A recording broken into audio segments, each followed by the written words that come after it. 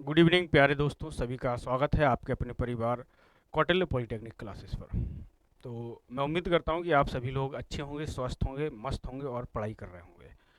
आपको सेशंस कैसे लग रहे हैं? मैं आपके कमेंट बॉक्स पढ़ता रहता हूं। कमेंट में आप लोग, बहुत सारे लोग कमेंट करते हैं तो काफ़ी अच्छा मुझे भी फील होता है और आपको भी अच्छा फील हो रहा होगा स्टडी करके कि किस तरीके से स्टडी की जाती है। बेटा, मैं राजस्थान के बारे में कुछ बातें कहूँगा, राजस्थान बीटी आर बोर्ड के बारे में।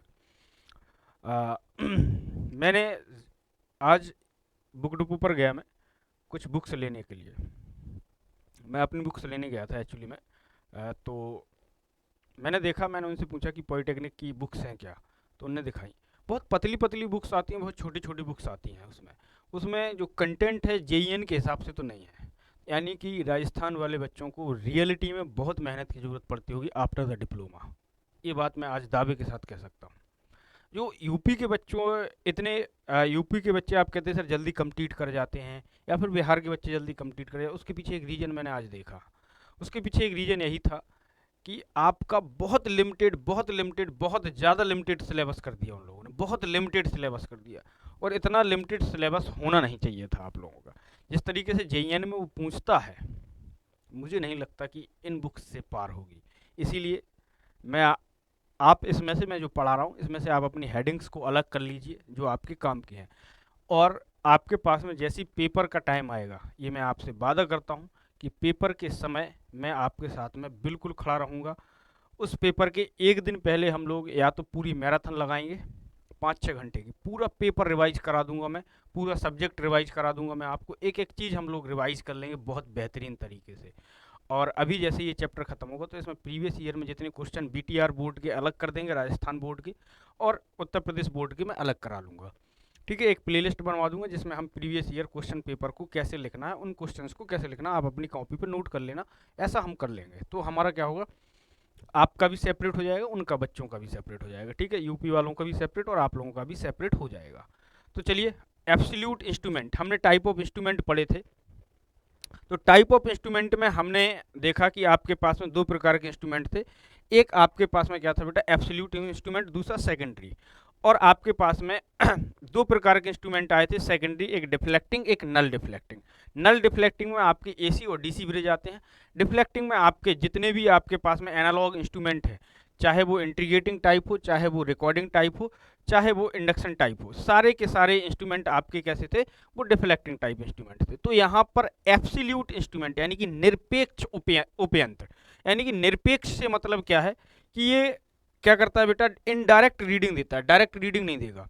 ये क्या करेगा, इनडायरेक्ट रीडिंग देगा in term of instrumentation constant.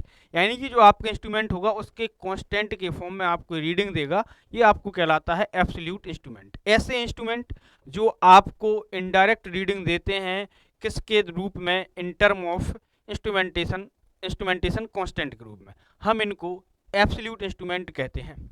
ये जो है बेटा एकदम एक्यूरेट रीडिंग देते हैं, इसीलिए हम इनका यूज रिसर्च लेबोरेटरी में करते हैं। इसलिए हम इनका यूज रिसर्च लेबोरेटरी में करते हैं, जैसे डीआरडीओ, इसरो जैसे में। ठीक है, तो ये होते हैं आपके पास में एब्सोल्यूट इंस्ट्रूमेंट। तो इसको लिखते हैं ऐसे इंस्ट्रूमेंट। इंस्ट्रूमेंट तो मैं यूज ही कर सकता हूँ ना, बट आपको ज़्यादा टेंशन नहीं होनी चाहिए। ठीक है, तो लिखेंगे ऐसे इंस्ट्रूमेंट जो रीडिंग को, ऐसे इंस्ट्रूमेंट, ऐसे इंस्ट्रूमेंट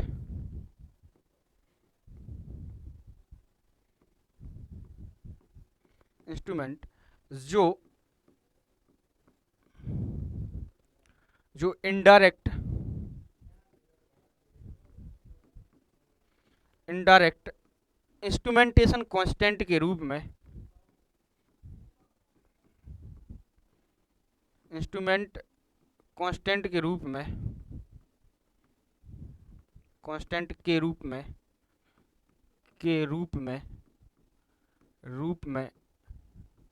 इंस्ट्रूमेंट, ऐसे ऐसे इंस्ट्रूमेंट जो इनडायरेक्ट इंस्ट्रूमेंट कांस्टेंट के रूप में, इनडायरेक्ट रीडिंग इंस्ट्रूमेंट कांस्टेंट के रूप में देते हैं। Indirect reading, indirect reading, indirect reading, indirect reading reading,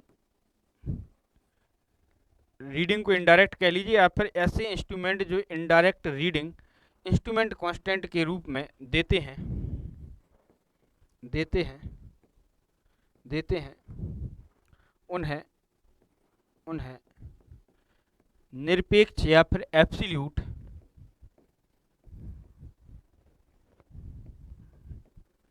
absolute instrument कहते हैं, कहते हैं।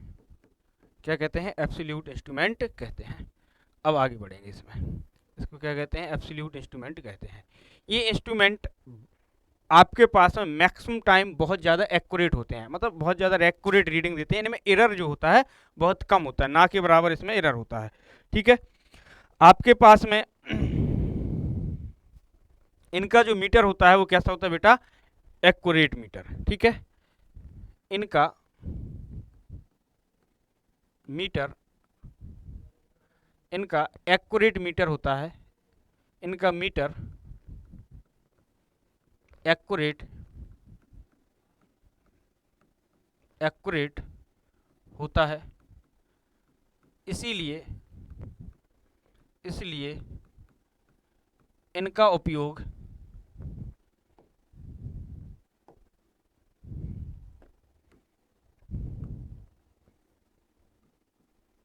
इनका उपयोग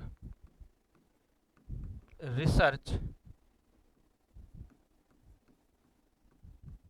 रिसर्च रिसर्च लेबोरेटरी में, या फिर रिसर्च लैब लिख लो या लेबोरेटरी लिख लो, मैं रिसर्च लैब लिख देता हूँ, लैब में किया जाता है, किया जाता है। ठीक है, किया जाता है। अब हमारे पास में ये है, आपके पास में एब्सोल्यूट इंस्ट्रूमेंट। कैसे इंस्ट्रूमेंट? ऐसे इंस्ट्रूमेंट जो indirect reading instrumentation instrument constant के रूप में देते हैं, उन्हें एब्सोल्यूट इंस्ट्रूमेंट कहते हैं। इनका मीटर एक्यूरेट होता है, इसीलिए इनका उपयोग रिसर्च लेबोरेटरी में करते हैं, इसीलिए इनका उपयोग रिसर्च लेबोरेटरी में करते हैं। अब हम देखते हैं अगला इंस्ट्रूमेंट हमारा क्या है। अब हम देखते हैं कि हमारा अगला, तो हम लोग अब अगला इंस्ट्रूमेंट देख रहे हैं, सेकेंडरी इंस्ट्रूमेंट। क्या है? Secondary instrument. ऐसे इंस्ट्रूमेंट जो आपको डायरेक्ट रीडिंग देते हैं उनको सेकेंडरी इंस्ट्रूमेंट कहते हैं। ऐसे इंस्ट्रूमेंट ऐसे इंस्ट्रूमेंट इंस्ट्रूमेंट मैं ऐसे INST लिख रहा हूँ, आप समझ लीजिएगा इंस्ट्रूमेंट लिखा है। ठीक है, आप लोग पूरा लिखेंगे। ऐसे इंस्ट्रूमेंट जो डायरेक्ट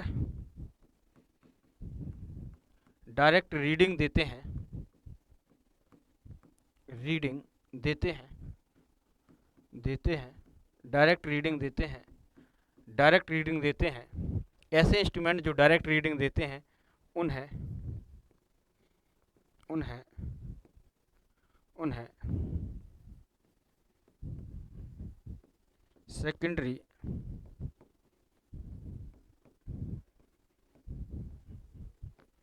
इंस्ट्रूमेंट कहते हैं,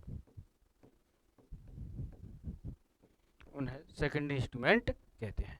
जैसे आपके पास में एक था डिफ्लेक्टिंग टाइप और एक था नल डिफ्लेक्टिंग टाइप। ठीक है, तो इसका दूसरे का हम लोग ये देखेंगे कि आपके पास में सेकेंडरी इंस्ट्रूमेंट दो प्रकार के थे, एक डिफ्लेक्टिंग टाइप और एक नल डिफ्लेक्टिंग टाइप। कैसे?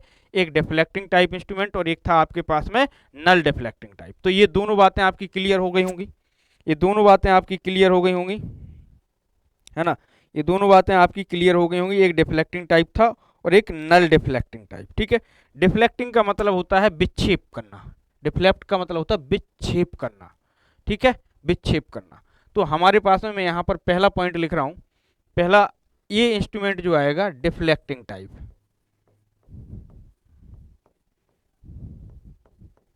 Deflecting type. ठीक, इसका पहला प्रकार है डिफ्लेक्टिंग टाइप। क्या है? Deflecting type, deflecting type instrument. Deflecting type instrument लगा दो इसके आगे INST।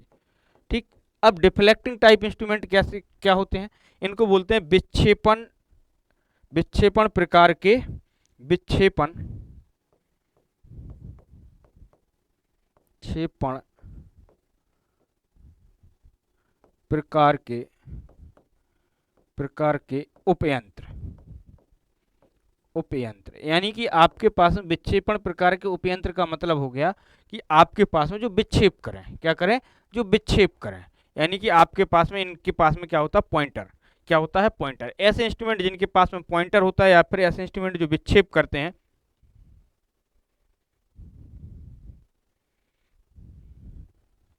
ठीक है। तो इसमें लिखो इस प्रकार के इंस्ट्रूमेंट, ऐसे इंस्ट्रूमेंट, ऐसे लिखो, ऐसे इंस्ट्रूमेंट, ऐसे इंस्ट्रूमेंट, इंस्ट्रूमेंट जो आउटपुट को,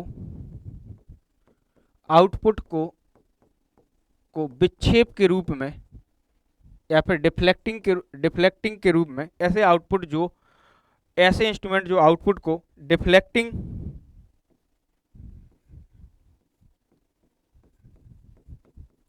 डिफ्लेक्टिंग फॉर्म में देते हैं, डिफ्लेक्टिंग के रूप में देते हैं, डिफ्लेक्टिंग के रूप में देते हैं, डिफ्लेक्टिंग के रूप में देते हैं, डिफ्लेक्टिंग के रूप में, रूप में देते हैं, देते हैं, देते हैं, डिफ्लेक्टिंग के रूप में देते हैं, देते हैं, डिफ्लेक्टिंग इंस्ट्रूमेंट कहलाते हैं, डिफ्लेक्टिंग इंस्ट्रूमेंट कहलाते हैं, कहलाते हैं, डिफ्लेक्टिंग इंस्ट्रूमेंट कहलाते हैं। यानी कि ऐसे इंस्ट्रूमेंट जो आउटपुट को डिफ्लेक्टिंग के रूप में देते हैं, डिफ्लेक्टिंग इंस्ट्रूमेंट कहलाते हैं। क्या कहलाते हैं, डिफ्लेक्टिंग इंस्ट्रूमेंट कहलाते हैं। क्या कहलाते हैं, डिफ्लेक्टिंग इंस्ट्रूमेंट कहलाते हैं। और पॉइंटर जीरो पोजीशन से स्टार्ट होता है, और पॉइंटर जीरो से स्टार्ट होता है, स्टार्ट होता है। पॉइंटर कहाँ से, जीरो से स्टार्ट होता है। ठीक, ये हो गया आपके पास में डिफ्लेक्टिंग टाइप। अब नेक्स्ट था आपके पास में नल डिफ्लेक्टिंग टाइप। नल का मतलब ऐसे इंस्ट्रूमेंट जो आपके डिफ्लेक्ट ना करें, ठीक है। ऐसे इंस्ट्रूमेंट जो डिफ्लेक्ट ना करें वो आपकी नल डिफ्लेक्टिंग टाइप, ठीक है।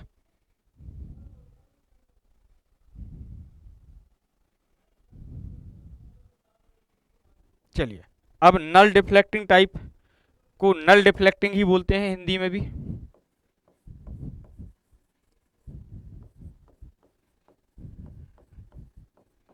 नल डिफ्लेक्टिंग, अब नल डिफ्लेक्टिंग क्या होते हैं इनको समझते हैं। नल डिफ्लेक्टिंग क्या होते हैं इसको समझते हैं। अब नल डिफ्लेक्टिंग क्या होते हैं इसको समझते हैं। नल डिफ्लेक्टिंग का मतलब हो गया बेटा आपके पास में ऐसे इंस्ट्रूमेंट, ऐसे इंस्ट्रूमेंट जो क्या ना करें बेटा, डिफ्लेक्टिंग, डिफ्लेक्शन ना करें। इसकी आउटपुट जो होती है बेटा जीरो डिफ्लेक्शन होता है। इसकी आउटपुट में क्या, जीरो डिफ्लेक्शन होता है, मतलब इसकी आउटपुट में डिफ्लेक्शन नहीं होता। ऐसे इंस्ट्रूमेंट, ऐसे इंस्ट्रूमेंट जिसकी आउटपुट,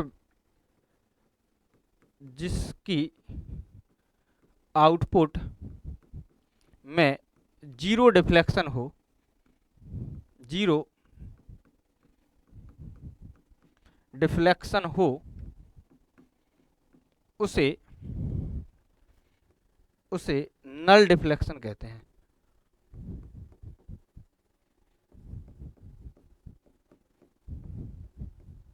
नल डिफ्लेक्टिंग इंस्ट्रूमेंट कहते हैं।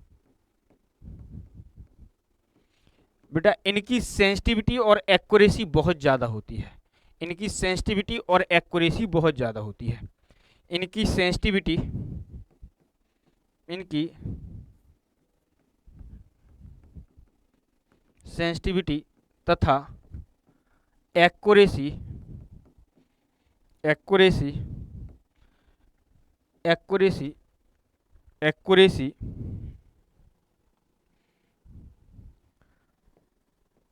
बहुत अधिक होती है, अधिक होती है। क्योंकि, क्योंकि इनका पावर कंजम्पशन, इनका power consumption, power consumption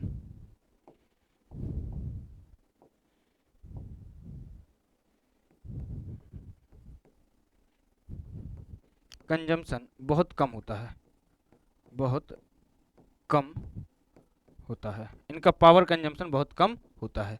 example में, मैं एग्जाम्पल इसलिए लिखवा दे रहा हूँ ताकि आपको इसमें टेंशन ना हो। एग्जाम्पल में सभी ईसी और डीसी, एसी और डीसी ब्रिज, ठीक है। एग्जाम्पल में आपके सभी प्रकार के एसी और डीसी ब्रिज आपके क्या आ जाएंगे, नल डिफ्लेक्शन में आ जाएंगे। किसमें, नल डिफ्लेक्शन में आ जाएंगे। सभी प्रकार के एसी और डीसी ब्रिज का में आ जाएंगे, नल डिफ्लेक्शन में आ जाएंगे।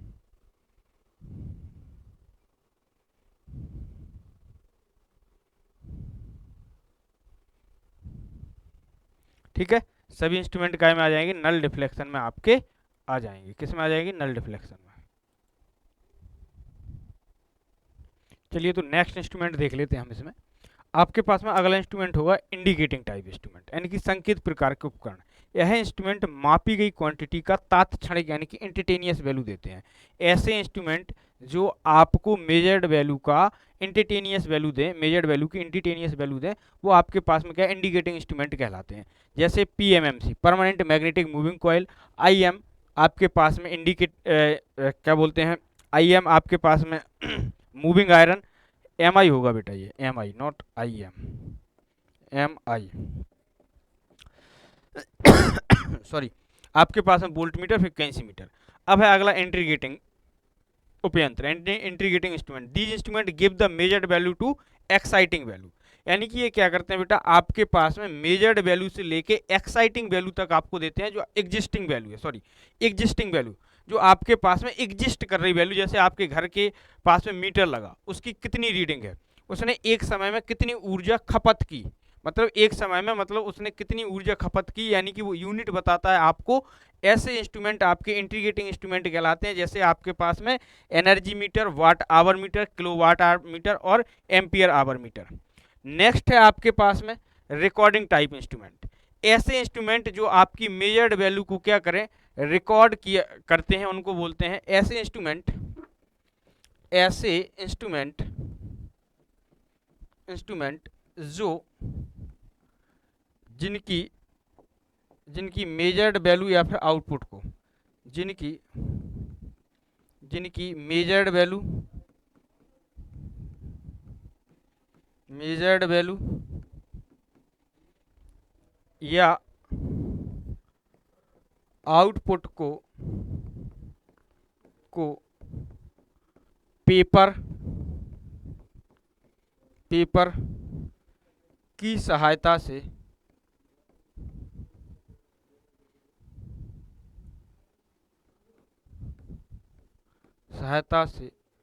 लाइट वेट पेन तथा लाइट पेन, पेपर तथा लाइट वेट पेन की सहायता से, पेपर तथा लाइट पेन की सहायता से, यानी कि लाइट वेट तथा light weight light weight light weight pen की सहायता से रिकॉर्ड किया जाता है।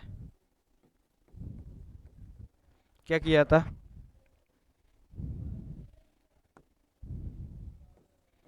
रिकॉर्ड किया जाता है, किया जाता है, किया जाता है। रिकॉर्डिंग इंस्ट्रूमेंट कहलाते हैं, रिकॉर्डिंग इंस्ट्रूमेंट कहलाते हैं। यानी कि अगर मैं आपसे कहूं कि आपके पास में आपने देखा होगा बटर पेपर आता है एक वाइट कलर का। जब आप जैसे सीआरओ आपके पास में है, सीआरओ पे आपने कोई प्रैक्टिकल परफॉर्म किया, उसके बाद प्रैक्टिकल परफॉर्म करने के बाद जो वेब फॉर्म आती है, हम वेब फॉर्म को क्या एक बटर पेपर पे क्या कर लेते हैं, रिकॉर्ड कर लेते हैं। तो एग्जाम्पल के लिए आप लिख सकते हो ऑसिलोस्कोप, यानी कि सीआरओ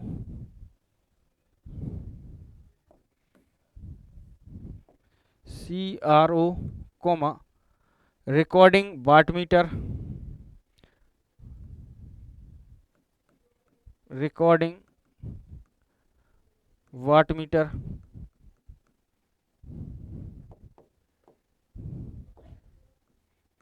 वाट मीटर आदि। ठीक है, आपके पास में ऐसे बहुत सारे क्या होंगे, आपके पास में जो भी रिकॉर्डिंग इंस्ट्रूमेंट होंगे पूरे इसमें आ जाएंगे, जैसे एक्स बाई चार्ट इंस्ट्रूमेंट, ऐसे बहुत सारे इंस्ट्रूमेंट होंगे।